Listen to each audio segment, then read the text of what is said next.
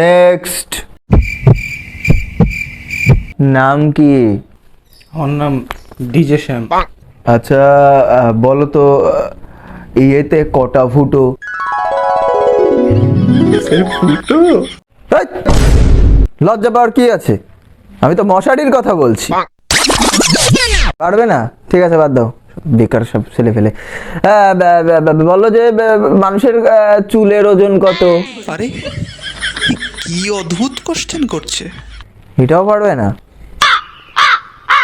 জানতাম। হ্যাঁ না, ঠিক আছে, পরেরটাই চলো। ভেড়ার গায়ে কতগুলো লোম আছে? ভেড়ার গায়ে লোম? হ্যাঁ, দাঁড়া। জানতাম পারবা না দাদা। আসো কি জন্য এই জায়গায়?